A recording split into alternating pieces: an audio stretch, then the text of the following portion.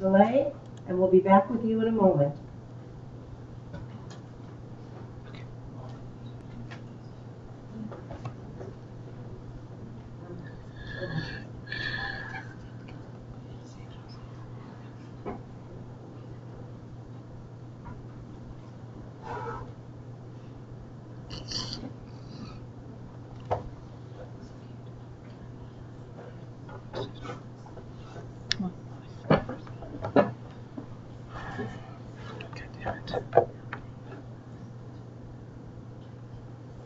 It's not zooming.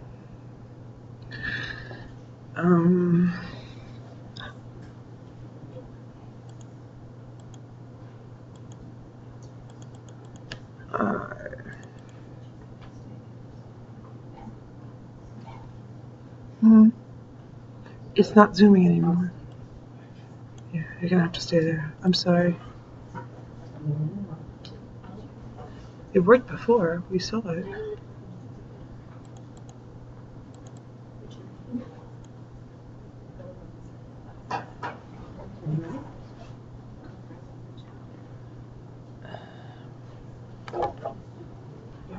It's not. I don't know why.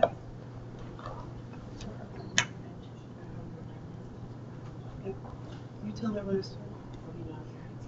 Live.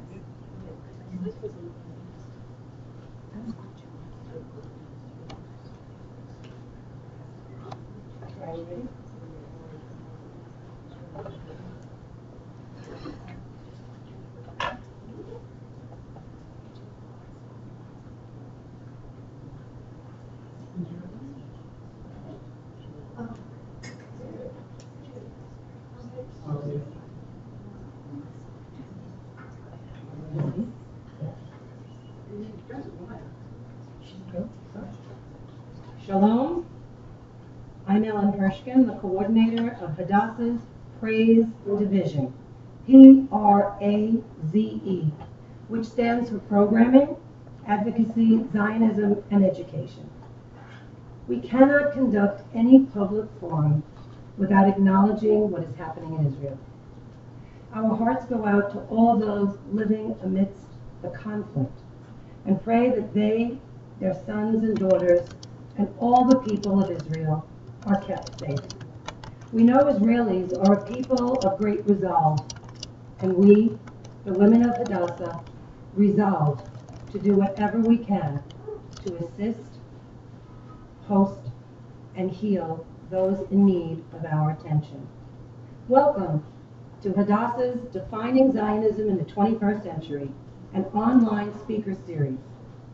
Hadassah is the Women's Zionist Organization of America and the proud convener of this monthly series. We invite all of you, those here with us in the audience at Hadassah House, including our National President, Marcy Natan, and our Chief Executive Officer, Janice Weinman, and those of you participating from your local communities to join us in creating a safe space as we explore Zionism from various perspectives. We certainly may not all agree on any one definition of Zionism, but we must agree to respect each other's right to their opinion. We offer you the opportunity to listen to our guest speaker and to ask questions in the following manner.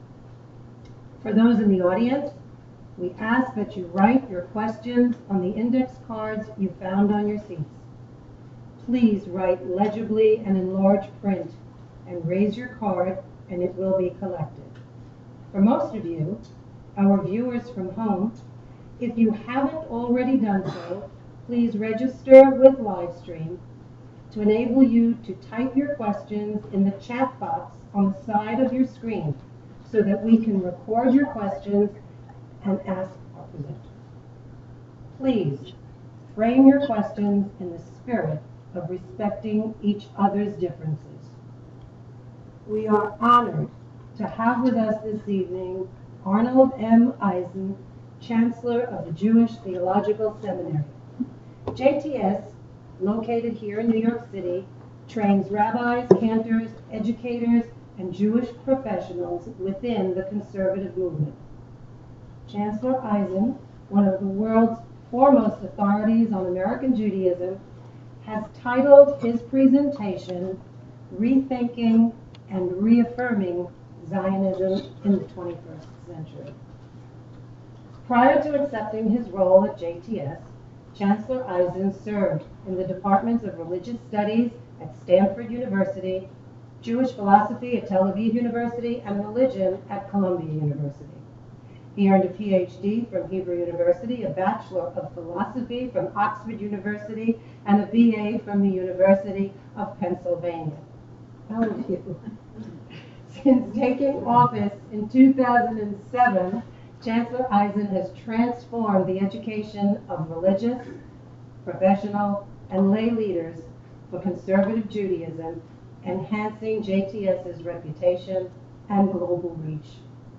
He has made his philosophy of Jewish learning, leadership, and vision a principle by which to study and live within and beyond the walls of JTS.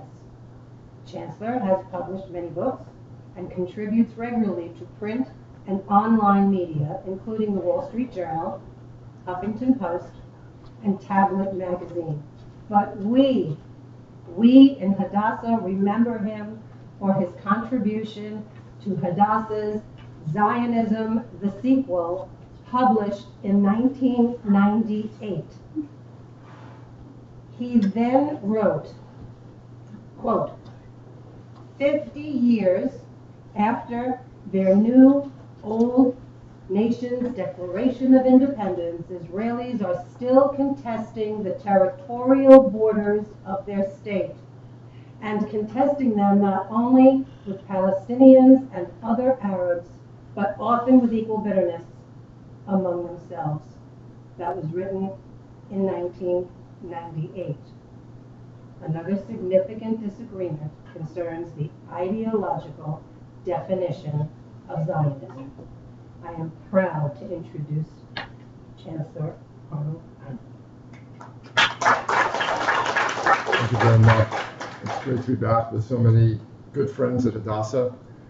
As I've said before, Hadassah was very close to the center of my mother's life, and I've been hearing about Hadassah and seeing it in action since I was a little boy.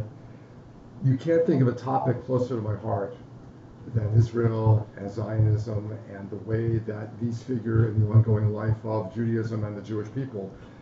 And there is not a time when the subject is more important than right now, especially when Israel is in danger once again with missiles flying over its cities and its citizens in fallout shelters.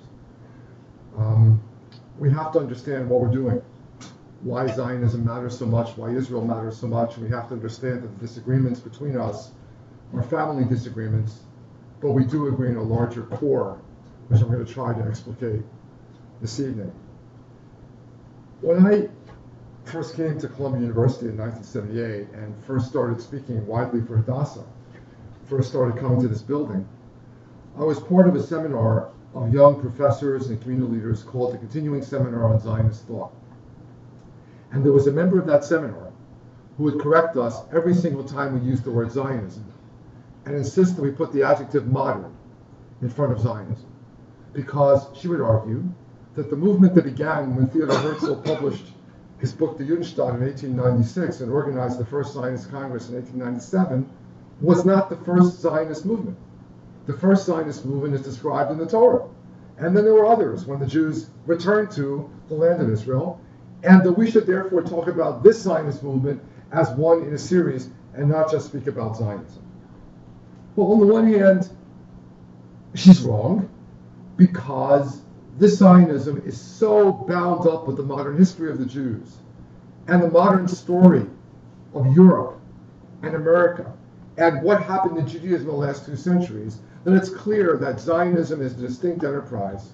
When we talk about Zionism, we're really talking about something distinctively modern, something that could not have happened even 50 years before it did happen, something that is bound up totally in the conditions of modern life and modern science and modern thinking, and indeed modern patterns of anti-Semitism and assimilation, which we're going to talk about in a moment. But on the other hand, my colleague in that group was absolutely right.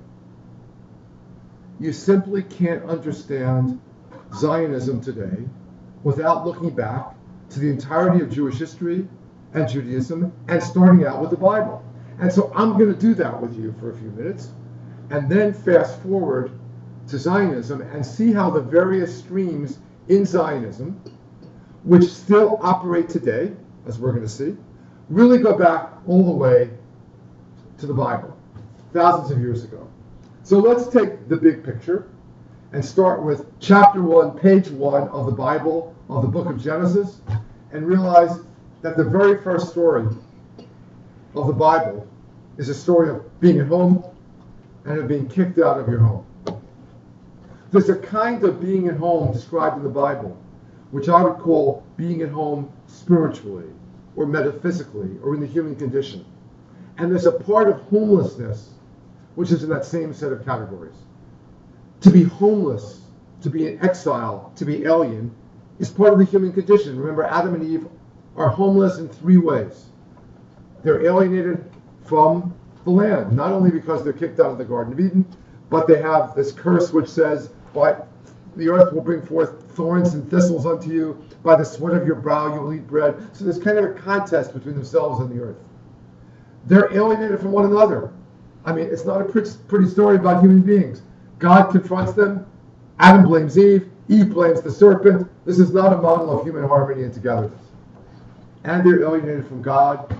God called to them, "Where are you?" They're in hiding. They've done things wrong. Their relationship to God is disturbed. I start this way because the stories in the Torah that we're about to get to now in the weekly Torah cycle, at the end of the book of Numbers and the beginning of the book of Deuteronomy, are stories of homecoming, which are the exact reverse of what I've just described in the book of Genesis. In other words, the Torah is structured so that the very first chapters of the Torah are a story of exile, and the very last chapters of the Torah are a story of homecoming.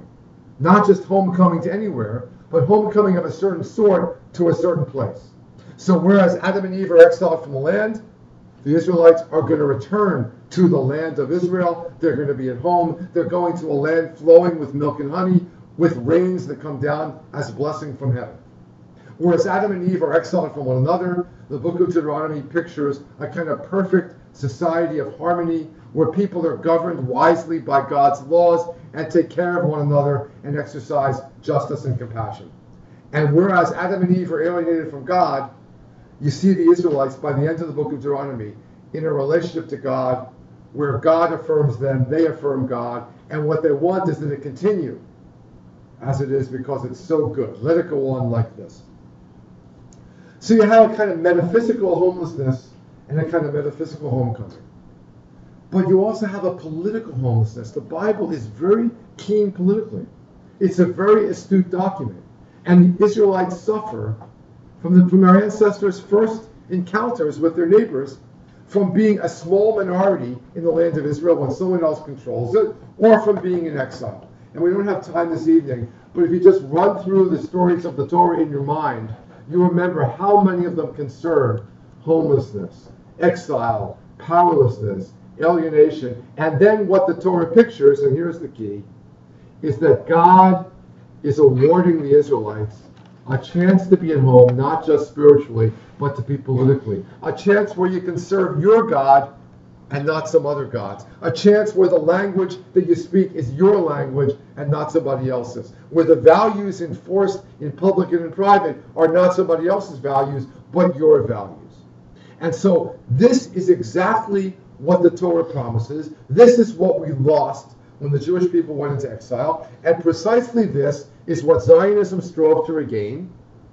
And so it's no coincidence that Zionism from the very beginning has these two dimensions, which I just identified from the opening chapters of the Torah. We might call one of these dimensions a political dimension.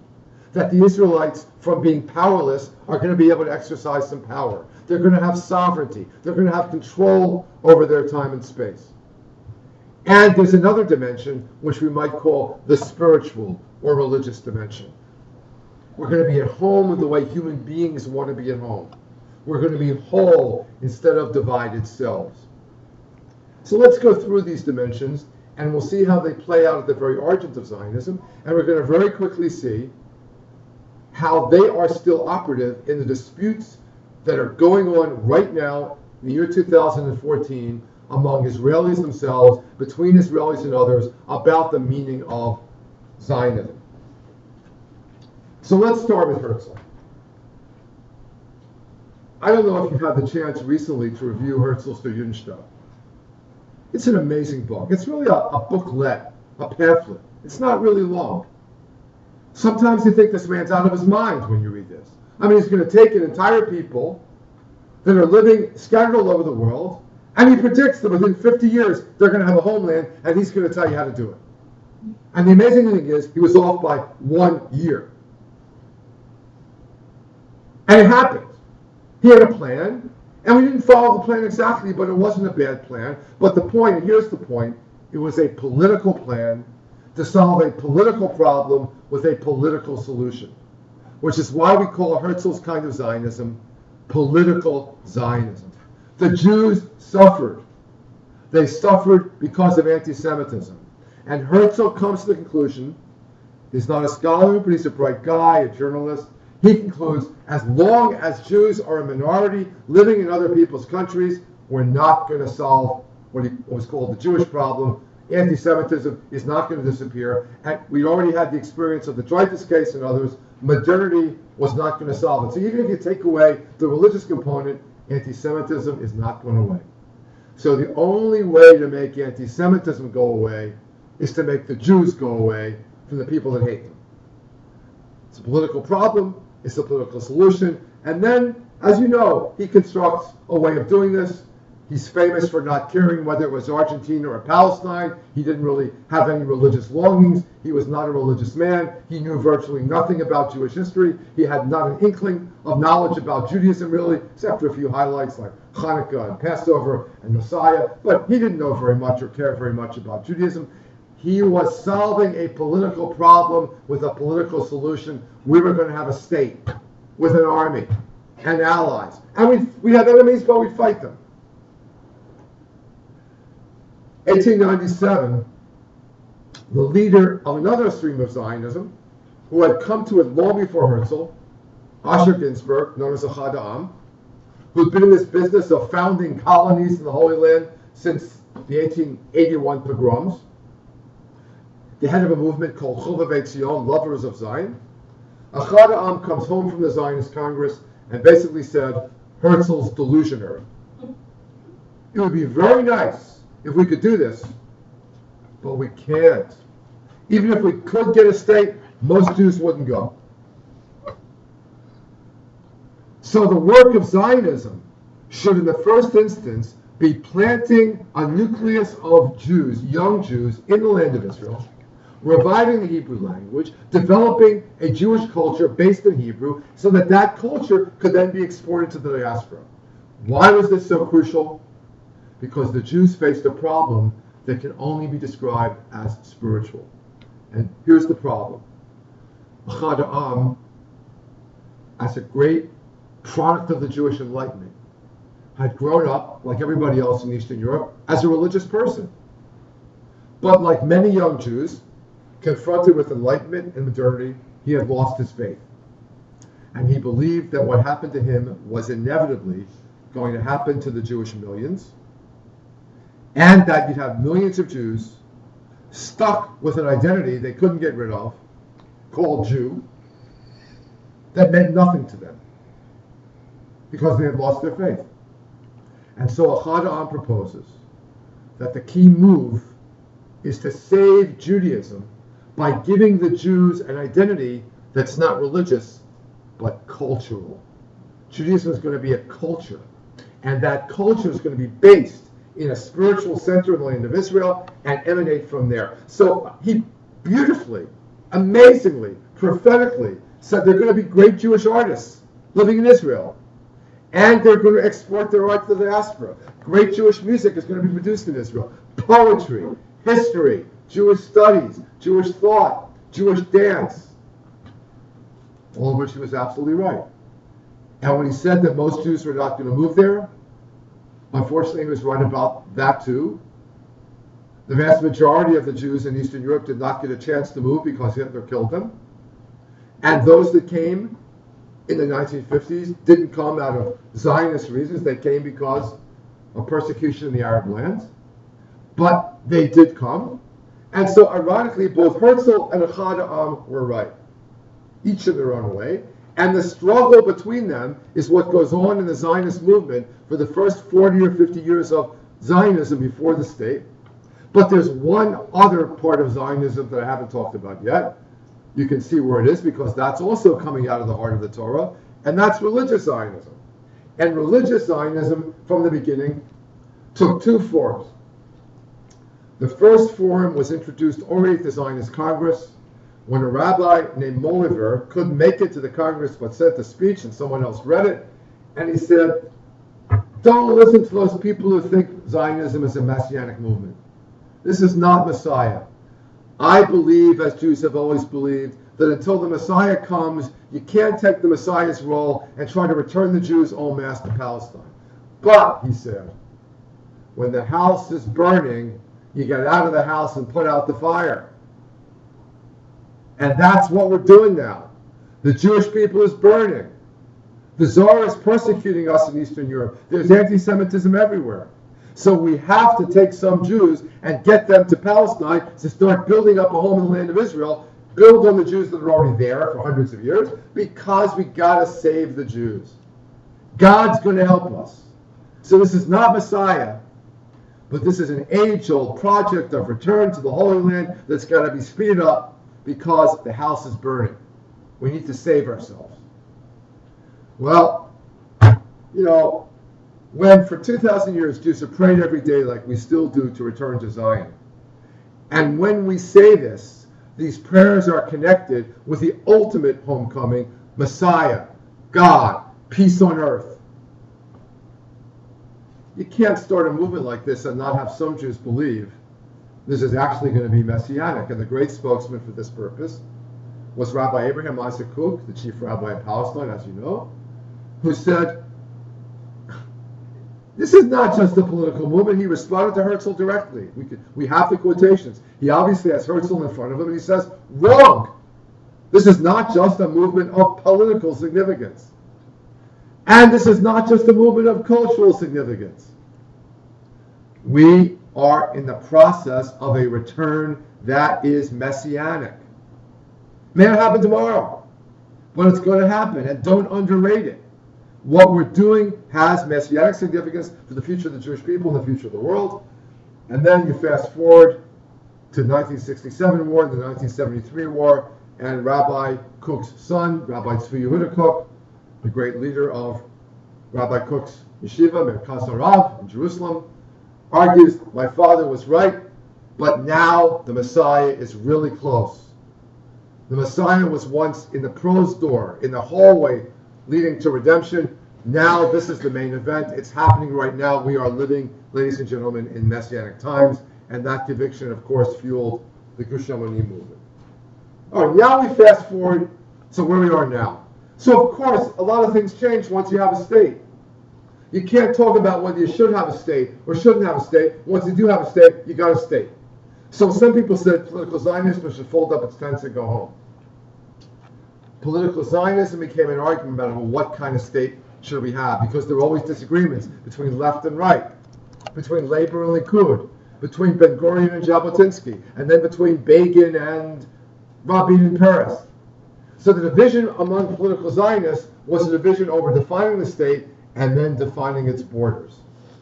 And then there was a distinction between cultural Zionism and religious Zionism, and among religious Zionists. So some people said, okay, we've got it. We've revived the Hebrew language. We have Hebrew literature. Mission accomplished. And other people said, no, the mission of cultural Zionism is not just to save us, but to revive Jewry throughout the entire world. So if you see the debates in the Israeli government, or between the Israeli government and the Jewish agency, over how much money should be spent on Jewish education in the diaspora, understand that Zionism always understood itself both as a movement to establish a state for the Jewish people in the land of Israel and to protect that state, And Zionism always understood itself, at least some people did, as a movement to revive Jewish culture throughout the world from a base in Palestine that would go forth to the entire world. So let's just take some current debates and then see where we are right now. Aleph Bet Yehoshua, one of the greatest Israeli authors, has a habit of coming to America, he's done this repeatedly, and telling us, you people are wasting your time, you have no future. Don't you understand? Your Judaism is dead, and your Jewish community is about to die, and the only way to save yourselves is to make Aliyah right now, because the diaspora is done for. He is a secularist. He respects religious people, but he thinks they're crazy because God doesn't exist. He thinks it's an anachronistic, atavistic, pre-modern sort of Judaism, and the only real future for Judaism has to be cultural, like Adam said. And the only place where that can happen, really, is the land of Israel. So Judaism means land, and it means language, maybe values. Sometimes he says Jewish values.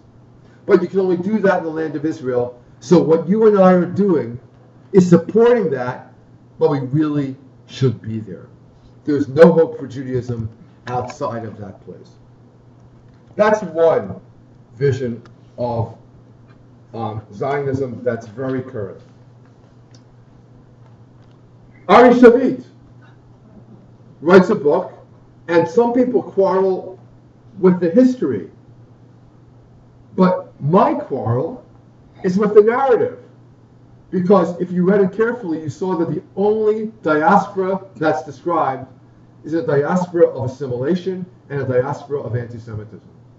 It's a classic, secular, political Zionist book. It's a brilliant book. It's a beautifully written book. It's an important book. But its narrative of the Jewish people is one that only sees a future for the Jewish people in Israel, and that only has secularism. He has no feel whatsoever for Jewish religiosity. So you have a very partial view of what Israel can mean.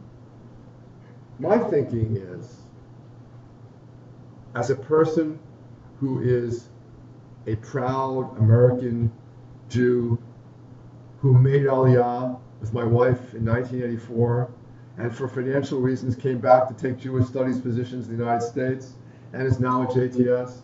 I am a religious Zionist because I'm a religious Jew, and my Zionism emerges out of my Judaism.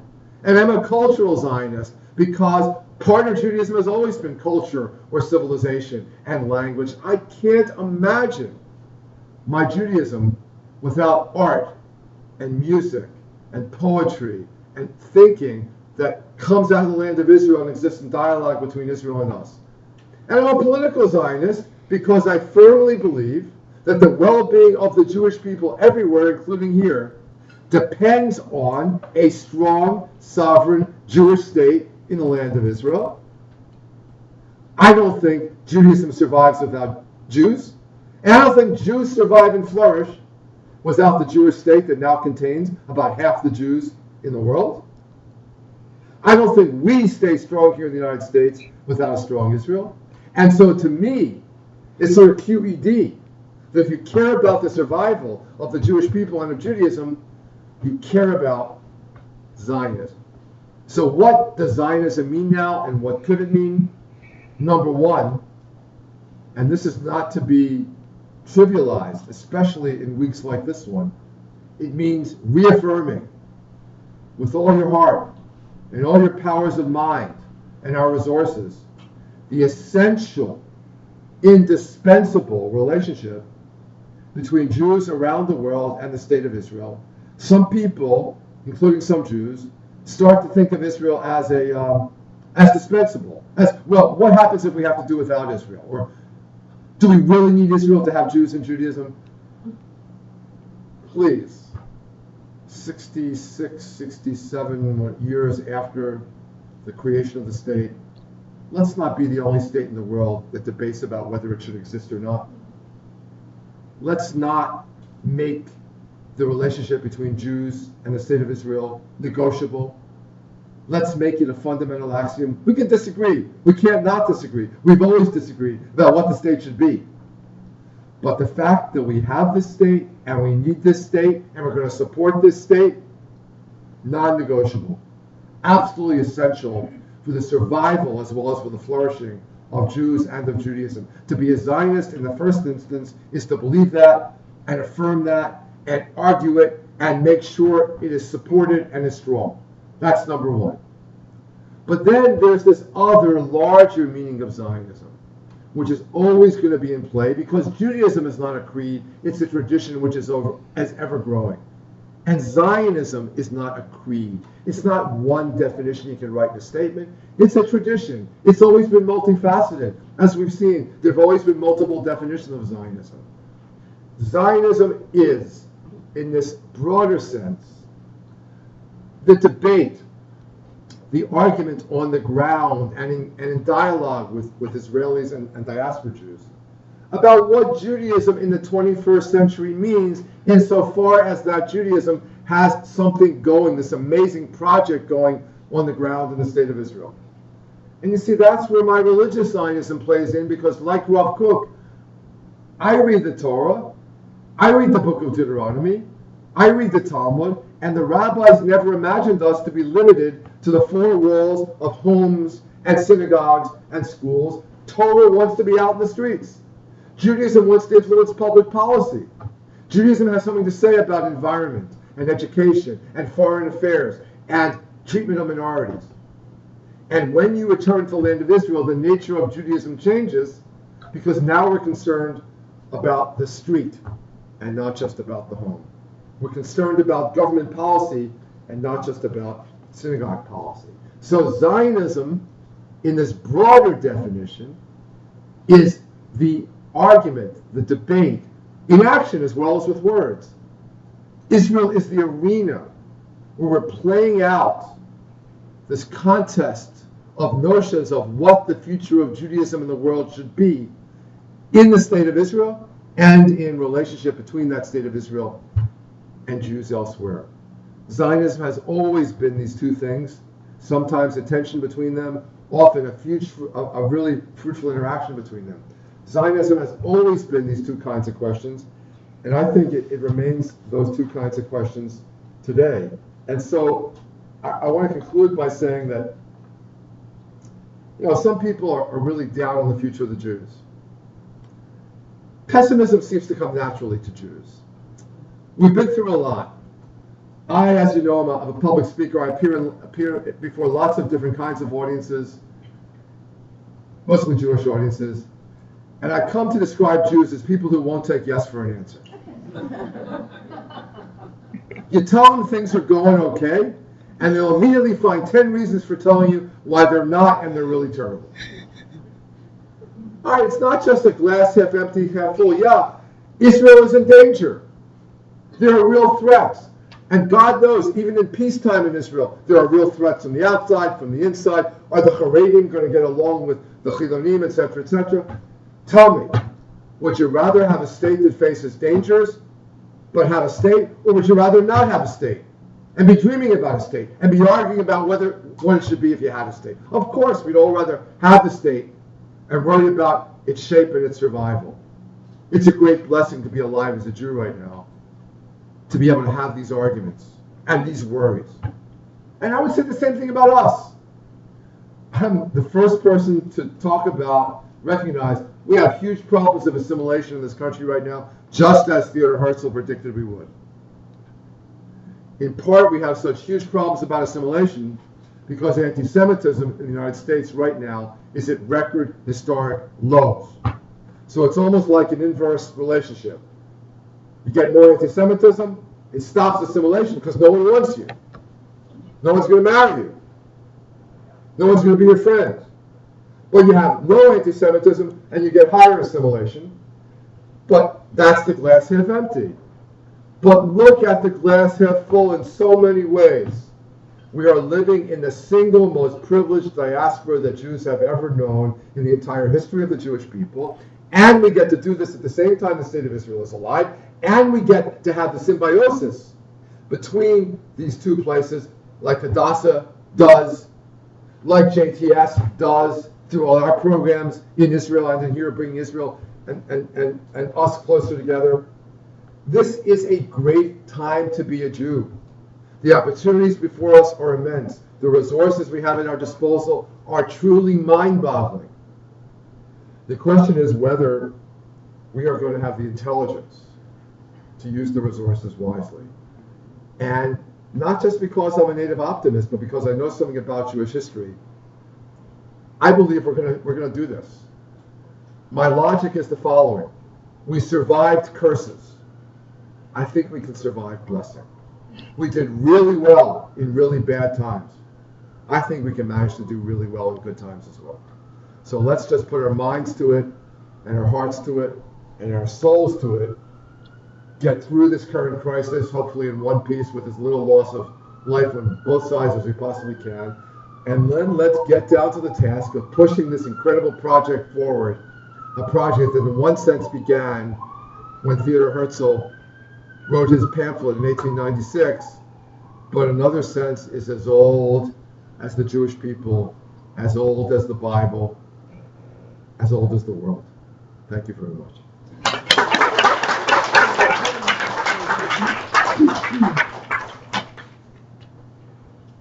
Thank you. Thank you seems a phrase so small, but right now those are the only two words I have, and they say it all. Time for Q&A. So we do have input. We have questions coming from our viewing audience.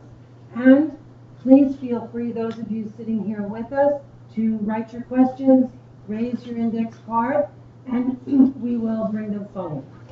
So I have a question to you from Barbara Spack, who really wishes, we know, and who really wishes she could be here. And it's certainly fitting that she asks the first question. How do we convince the younger generations that the definition is not singular in nature? You know, we Jews are famous for a few things, not just among Jews, but among non-Jews. And one of the things we're famous for is that you have two Jews, you have three opinions. And everybody knows about the desert island where the guy has two synagogues, the one he goes to and the one he won't go to. We're famous for this. I don't think the problem is convincing people that there's going to be disagreements among Jews. The problem is convincing people at a time when they think the enterprise is threatened to be civil and tolerant and respectful of people who disagree. Now, the paradox is that this is easier to do in Israel than it is here. That's what amazed me the first time I went to Israel. As you heard, I did my PhD there, and I've been going back there frequently every time since. But when I first went to do my PhD, it amazed me to see Israelis argue furiously over the dinner table and then adjourn to a very civil dessert. And they could do that because they were family, and frankly because when the missiles are fired at Jerusalem or Tel Aviv, they're fired at everybody, regardless of what sort of Zionist or what sort of Jew or what sort of Israeli you are. You share the common fate, and so you find yourself able, sometimes despite yourself, you find yourself able to respect people who disagree with you. We here in America sometimes have a harder time because we think somehow the enemy is at the door, and if any criticism or any word of dissent is heard, it's going to wound us grievously. And I'm an educator, and I know that we got to bring people in. There are too many Jews who are leaving right now. A lot of them young, but not all young. We got to bring them in, and the way to bring them in is to hear them out and respect their opinion and tell them, you got a seat at this table. You're a Jew, you got a seat at this table. And we'll try to make our disagreements as respectful of one another as we can, and as prudent, given the fact that we have real enemies, as we can. Yeah, we'll try to be sensible about it. But I think we can have these disagreements and manage them much better than we have been. So I'm actually an optimist about this too, Barbara. I think that there is a way of convincing Jews that we can disagree about this without destroying the enterprise. Okay, so why do you believe that Zionism is relevant to young American Jews?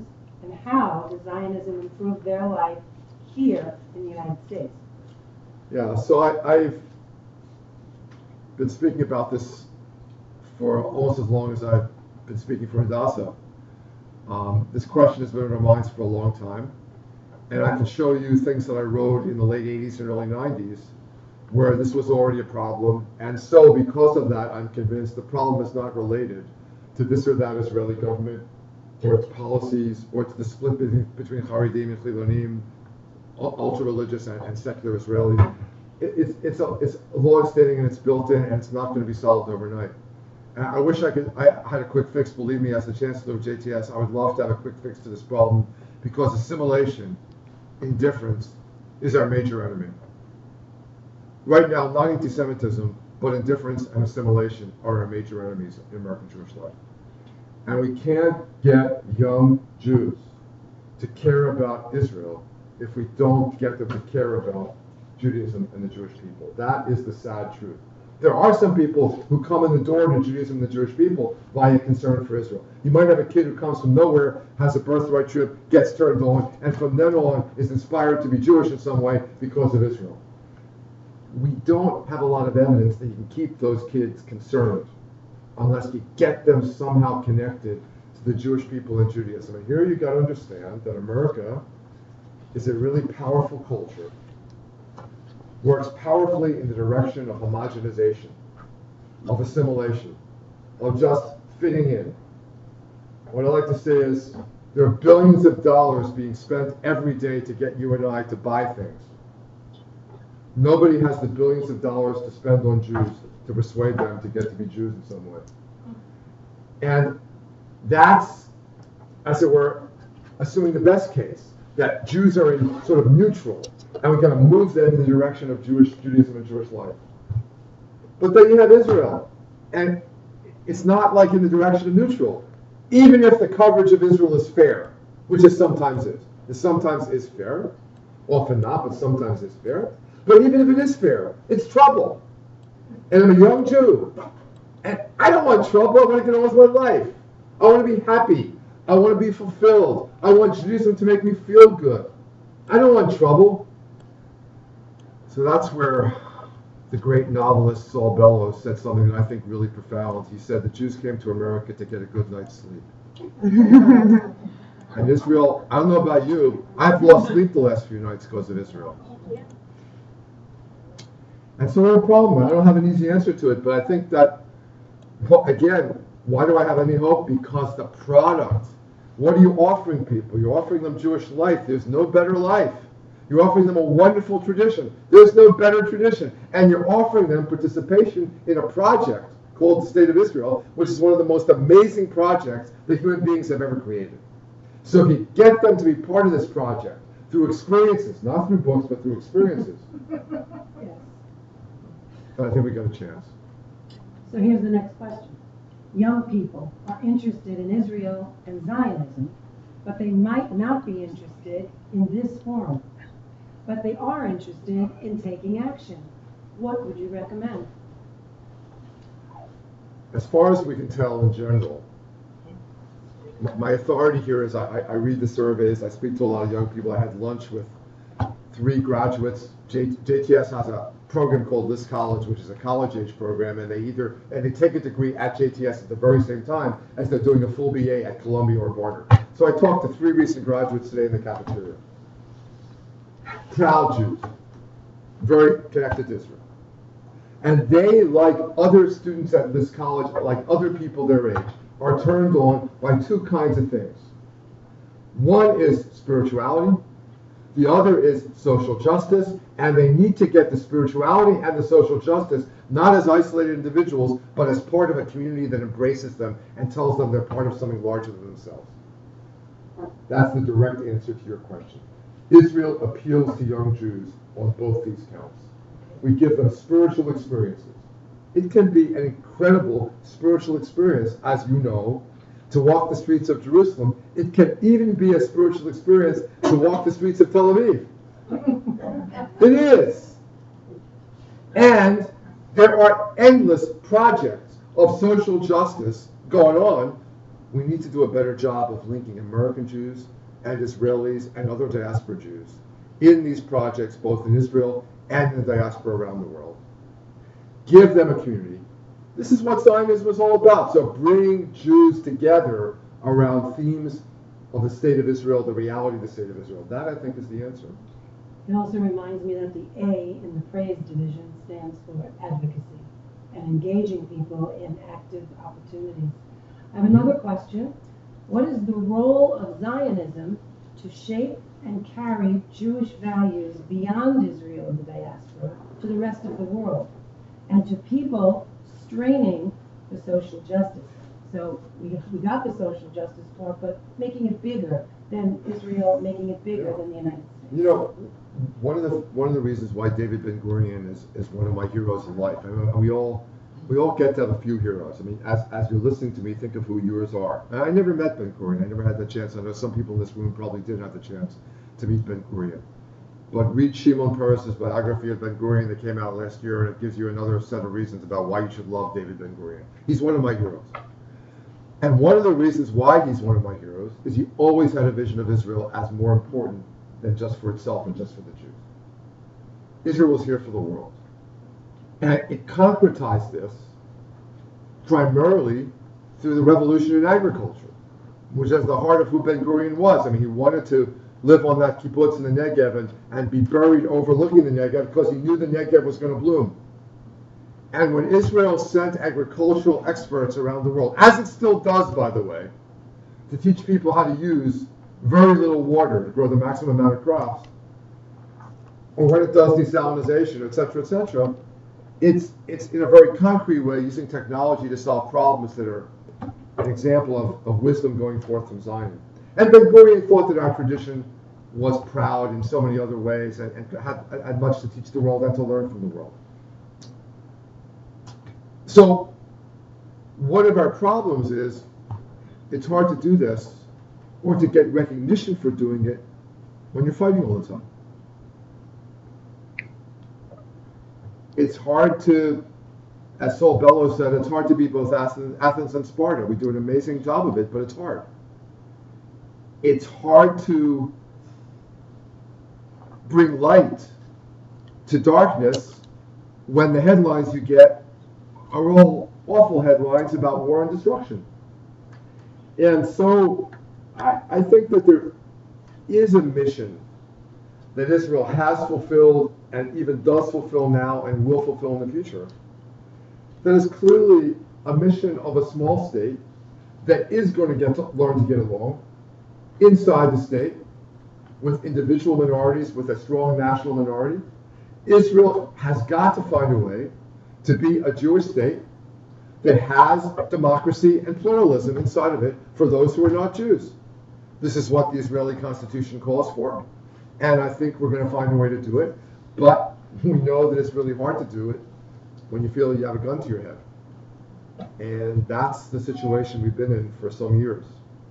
We have no choice but to solve this problem, and therefore we will. With God's help. With God's help. We know, how do you respond to young Jews, or any Jews, who support Israel, but don't define themselves as Zionists? What is your advice to young American Jews about how they can connect to Zionism in a positive way? So in the Zionism, the sequel book, which Hadassah put out on the 50th anniversary of the state, which I helped edit, there's a piece by Menachem Brinker, an Israeli philosopher, that basically says, Zionism succeeded. It's time for it to retire. We have a state. Zionism wanted to set up the state. We got the state. Support the state. And I'm in favor of that, by the way. I'm not in favor of eliminating the name because I think it has some meaning, as I've said. But if you want to be a person who says, I'm not a Zionist, I'm just going to support the state of Israel, support the state of Israel. Build the state of Israel. Argue for the state of Israel. Don't call yourself a Zionist. I actually think sometimes Israeli politicians exploit the name for bad purposes. When Israel builds a new industrial plant, it didn't advance Zionism, it advanced Israel. When it settles a new area of the Negev, that's not a triumph of Zionism, it's a triumph of Israel. Let's support Israel. So that problem is not the problem. The problem is, how do we get young Jews who are ambivalent anyway about how much they want to be Jewish, or if they want to be Jewish, to support this place far away? And I'm convinced, as I said earlier, this is worth saying 3 times. we should write books, but we're not going to succeed with books. You got to give people experiences of the reality. You got to get them there. And Birthright is a good start. But Birthright has got to keep it going, not only there, but here. And then once they're here, the thing is they can't exist as Jews in America simply by being supporters of Israel. That's not going to be enough to nourish them. They've got to have a Jewish life here. And that's where places like JTS are absolutely crucial. Shameless plug. You speak of social justice. One reason many of my grandchildren's generation in their 20s, these are not my grandchildren, are not for Israel is because of the settlements and occupation, which they feel is a major injustice. How do you make sense?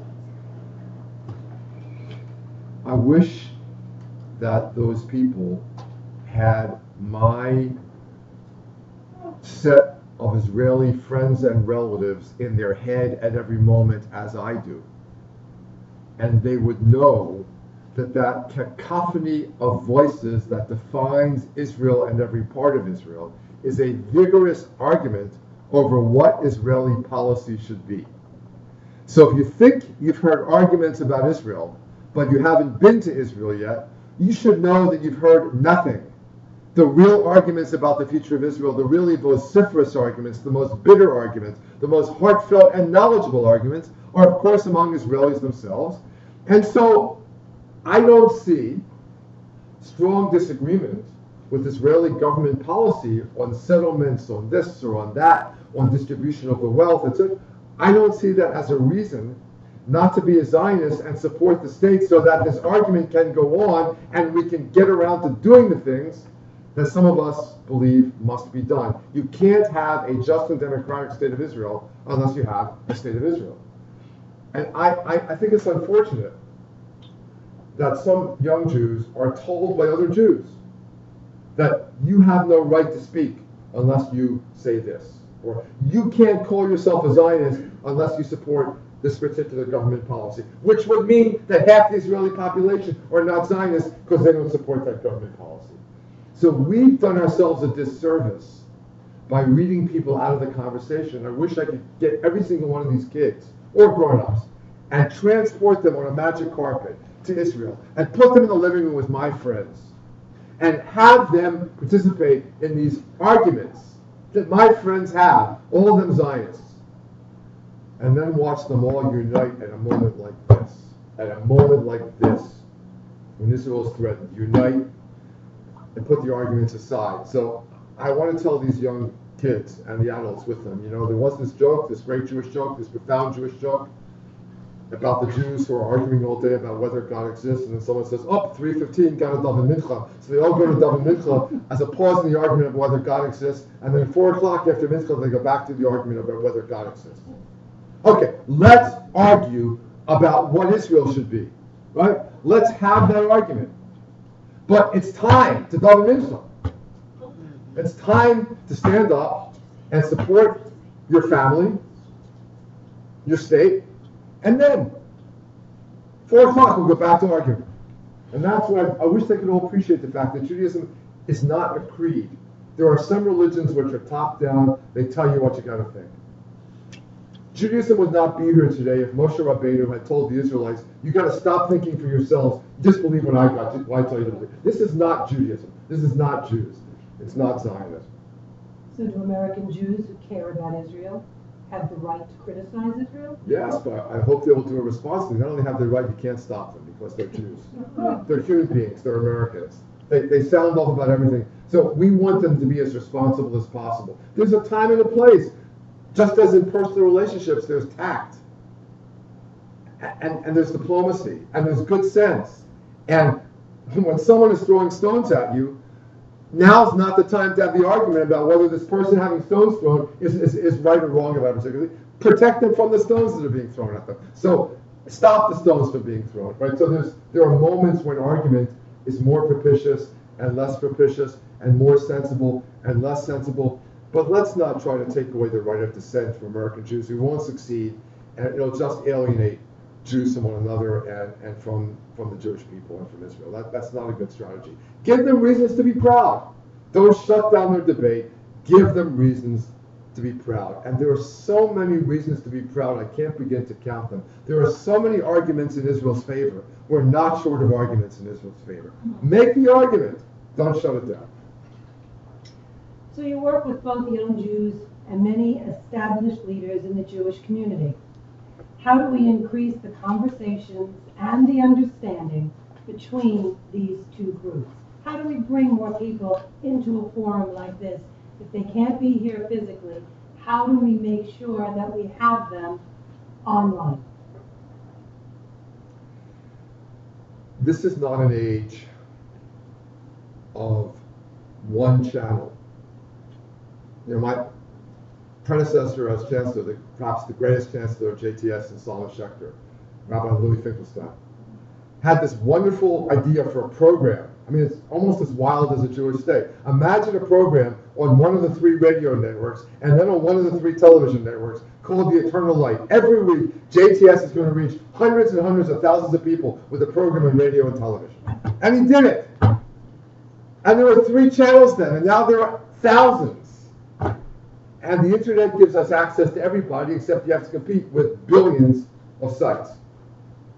So you just got to get out there with a compelling message in a compelling way, and know that you're going to reach some people, and you'll never be the only input into their consciousness. You'll be one of thousands of inputs, but you've got a shot at them, and if you give them something they need, they'll come back to you for more. And that's our strategy at JTS, and I think it's going to be Hadassah's strategy as well. There's no one answer, and there's no one size that fits all. The only other thing that I want to say that we're all facing, and you know this and I know this, Israel knows this, the changes in America are so significant and so fast that there's not only a gap between, let's call it our generation, and Generation Y and millennials and et cetera, but the gap between who we were 10 years ago and who we are right now is also immense. Things are moving really fast. And Herzl called his book Old New Lands. And we are an old new tradition. And Israel is an old new state. And all of us have got to find ways of preserving what's really important in what's old, but also being out there with what's new, or we're done. We know this, we're done. And Israel's constantly got to get new messages out to the world, or it's not going to reach them. So that's the challenge we all face, and there's no sense trying to shirk it or deny it. It's there. And this technology that we're using tonight, we couldn't have used this, 5 years ago?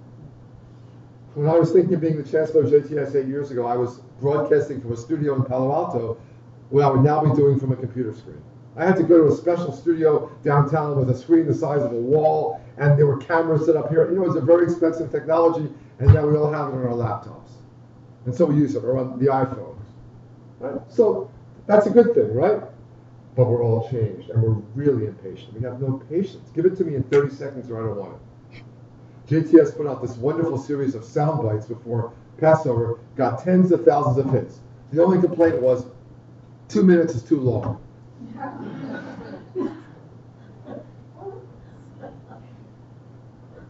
2 minutes is too long?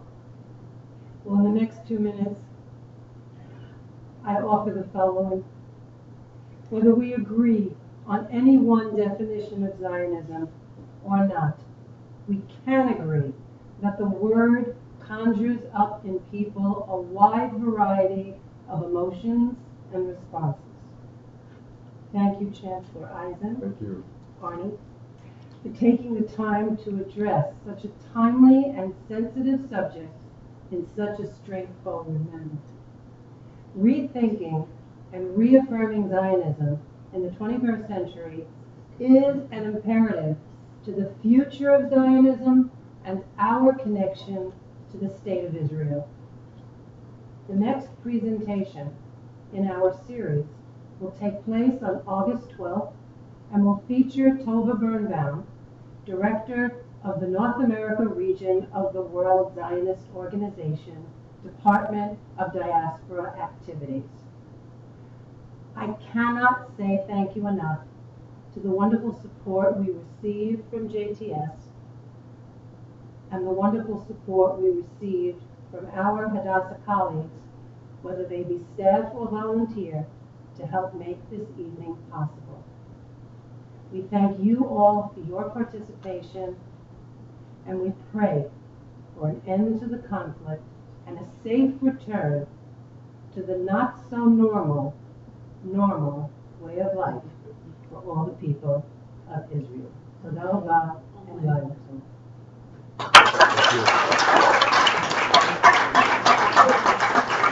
Thank you.